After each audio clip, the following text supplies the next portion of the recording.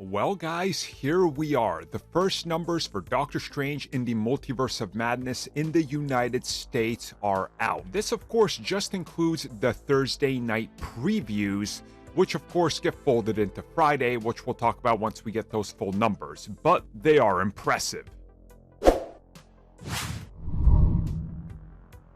So, as most of you know, going into this opening weekend, we are looking at 160 to 180 million. If it does 200 million, that's way over any expectation that anybody had. Disney was coming in at around 140, which looks to be the safe estimate of what they internally were going for. Now, looking at how Doctor Strange's Thursday numbers are shaping up, in which the film brought in 36 million on just Thursday with those early previews. This puts it right under Avengers Infinity War, which in 2018 came in with 39 million. So things are honestly looking quite good for this film. There was a lot of questions going into it, whether the advertising kind of hyped people enough, I think is the best way to put it, especially when you compare it to Spider-Man No Way Home. And another way we can compare it to that film is the fact that those Thursday night previews in December brought in 50 million. Obviously, this isn't quite that. It's 14 million less, but let's be real.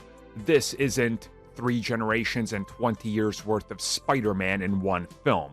So there's that difference there. But again, I know people are going to try to spin this as bad.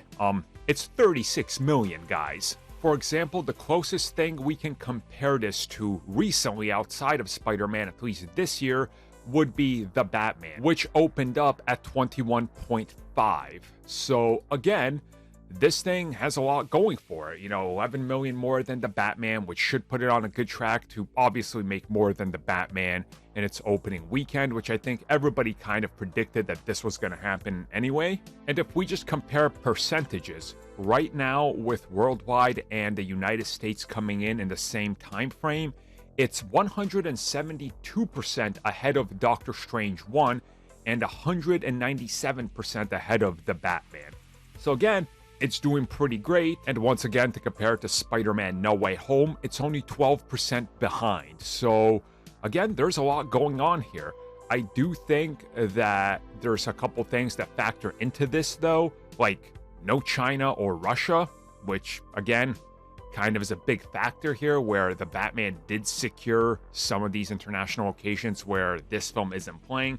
But again, in due time, we're going to talk more about it. For Thursday night, this is really impressive.